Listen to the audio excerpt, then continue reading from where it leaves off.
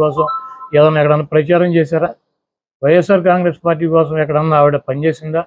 2014లో YSR Congress party ఓడిపోయి 23 సీట్లు 23 మంది ఎమ్మెల్యేలను చంద్రబాబు తీసుకుని వెళ్ళిపోతే జగన్మోహన్ రెడ్డి గారు ఇడుపులపై నుంచి ఇచ్చేపురం వరకు పాదయాత్ర చేశాడు. ఆ పాదయాత్రలో ఆవిడ ఎక్కడన్నా పాల్గొందా? లేకపోతే వైఎస్ఆర్ కాంగ్రెస్ పార్టీ కోసం కార్యకర్తల కోసం నాయకుల కోసం కార్యకర్తల మీద నాయకుల మీద దాడులు జరిగి చంద్రబాబు నాయుడు ఆధ్వర్యంలో తెలుగుదేశం పార్టీ నాయకుల్ని చంపితే కార్యకర్తలను చంపితే ఆవిడ ఎక్కడికన్నా వచ్చిందా? 5 సంవత్సరాల్లో 20 రోజులు ఎలక్షన్ నోటిఫికేషన్ వచ్చినాక 20 రోజులు బస్సులో ఆవిడ ఒక 40 మీటింగులు చెప్పింది. ఆవిడ 20 మీటింగులు 20 రోజులు 40 రోజులు 40 మీటింగులు చెబితే వైఎస్ఆర్ కాంగ్రెస్ పార్టీకి 151 సీట్లు వచ్చినాయి. జగన్మోహన్ రెడ్డి గారు 16 నెలలు జైల్లో ఉంటే ఆవిడ 7 నెలలు పాదయాత్ర చేసింది.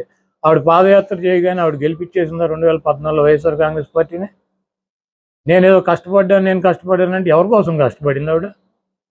ఈ రాష్ట్ర ప్రజల కోసం కష్టపడింది, అన్న కోసం కష్టపడ్డాను, నిస్వార్థంగా కష్టపడ్డానని చెబుతుంది. నిస్వార్థంగా కష్టపడినప్పుడు ఇప్పుడు ఈ రోజు వచ్చి 4 సంవత్సరాలకే ఇంకా ఎన్నికలు 3 నెలలు ఉందనగా స్టీల్ ప్లాంట్ ప్రైవేటీకరణ చేసేస్తున్నాడు మోడీ.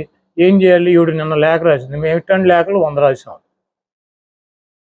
ఇటువంటి లేఖలు 100 రాసాం.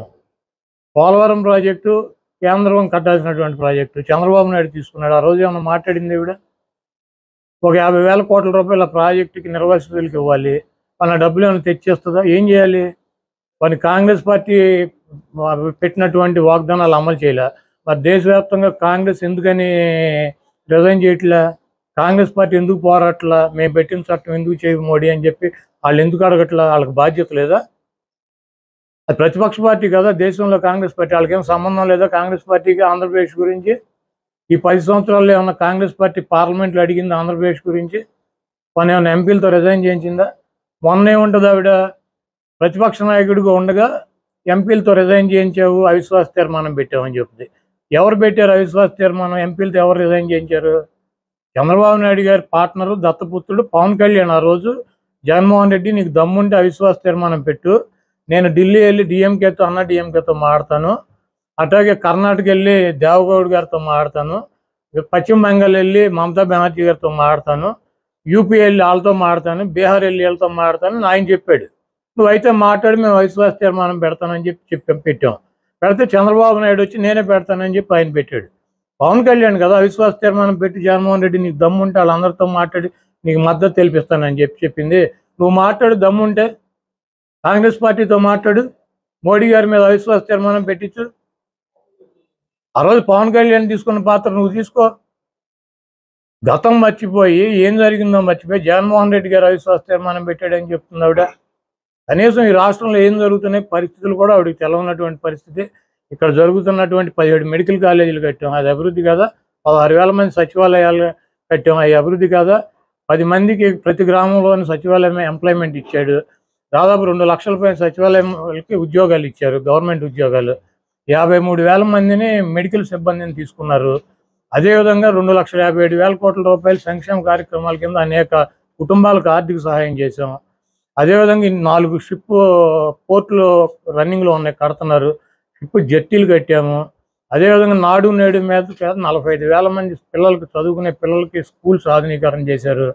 వాళ్ళకి మంచి బట్టలు బూట్లు, వాళ్ళకి ఇంగ్లీష్ మీడియం, వాళ్ళకి ఉన్నతమైనటువంటి విద్య చెప్పించేటువంటి కార్యక్రమం, వాళ్ళకి భోజనాలు పెట్టేటువంటి కార్యక్రమం. ఆరోగ్యశ్రీలో రాజశేఖర రెడ్డి గారు పెట్టిన 1000 అంబులెన్సులు తీసుకొచ్చారు. చంద్రబాబు నాయుడు మూల పడేస్తే 104లు ఇంటింటికి వెళ్ళి మెడికల్ క్యాంపులు పెట్టి ఆరోగ్యాన్ని రాజశేఖర రెడ్డి గారి పేరు పెట్టి వైఎస్ఆర్ ఆరోగ్యశ్రీ దాని పేరు.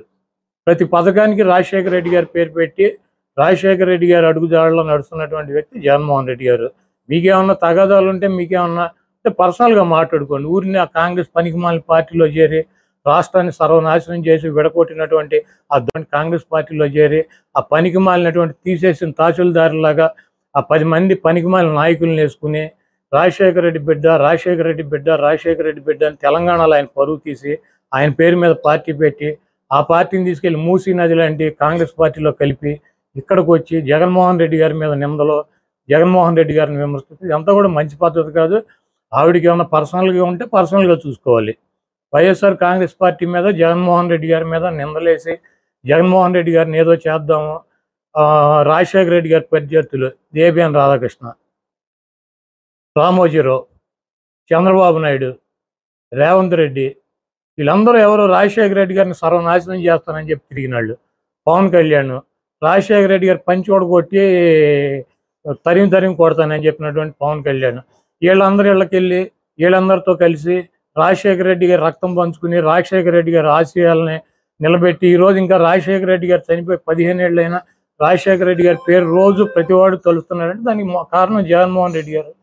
తండ్రి పేరు నిలబెట్టినటువంటి తనయుడిని నాశనం చేయటానికి వచ్చి ఇవన్నీ కూడా రాష్ట్ర ప్రజలు గమనిస్తున్నారు. తప్పకుండా కాంగ్రెస్ పార్టీకి, సోనియా గాంధీకి, రాహుల్ గాంధీకి మాడు పగిలిపోయేటట్టు ఈ రాష్ట్ర ప్రజలు ఈసారి 0% ఓటింగ్ ఇస్తారు. ఇంకోటి చెప్పుద్ది ఆవిడ ఏ రోగానికైనా ఒకటే ట్యాబ్లెట్, పోలవరం అవ్వాలన్నా కాంగ్రెస్ అధికారంలోకి రావాలి, ప్రత్యేక హోదా రావాలన్నా కాంగ్రెస్ అధికారంలోకి రావాలి, స్టీల్ ప్లాంట్ అయినా కాంగ్రెస్ అధికారంలోకి రావాలి, ఏ సమస్య తీరాలన్నా కాంగ్రెస్ అధికారంలోకి రావాలని చెప్పింది. అసలు కాంగ్రెస్ పార్టీ ప్రతిపక్ష హోదా వచ్చే పరిస్థితి ఉందా ఈరోజు రాష్ట్రంలో? మోడీ గారికి 350 సీట్లు వస్తాయని చెబుతున్నారు, నరేంద్ర మోడీకి 350 సీట్లు వస్తాయని ప్రతి సర్వేలన్నీ చెబుతున్నారు. చెబుతుంటే కాంగ్రెస్ పార్టీ అధికారంలోకి వద్దంటే నితీష్ కుమార్ వెళ్ళిపోయాడు, మమతా బెనర్జీ వివాదాలు, ప్రతి వాళ్ళు ఇండియా కూటమి అని పెట్టారు, ఆ కూటమి ఒక్కొక్కటి వెళ్ళిపోతున్నారు. ఈరోజు కాంగ్రెస్ పార్టీ ఏంటి అధికారంలోకి వచ్చే? రాహుల్ గాంధీ అక్కడ ఎంపీకి గెలుస్తాడా? మొన్న యూపీలో ఓడిపోయాడు. ఈసారి సోనియా గాంధీ, రాహుల్ గాంధీ అసలు ఎంపీలకు గెలిచే పరిస్థితి ఉందా? అదో తీసేయడానికి సిద్ధంగా ఉన్న పార్టీని దాన్ని పట్టుకొచ్చి డిస్పోజల్ పార్టీని రాహుల్ గాంధీ మొదటి సంతకం పెడతాడంట. ఎక్కడ పెడతాడు మొదటి సంతకం? ఎక్కడ పెడతాడు? ఆ ఎంపీ కూడా కాడు. ప్రధానమంత్రి రాహుల్ గాంధీ అయ్యే పరిస్థితి ఉందా? మనం బతికుండగా రాహుల్ గాంధీని ప్రధానమంత్రిగా చూడగలమా ఈ దేశంలో? అది తీసేసిన పార్టీ 30 రాష్ట్రాలు ఉంటే కనీసం 25 రాష్ట్రాలు అసలు ఆ పార్టీనే లేదు. రాహుల్ గాంధీ ప్రధానమంత్రి అవుతాడు. రాహుల్ గాంధీ ప్రధానమంత్రి కాదు, ఎంపీ కూడా అవడు.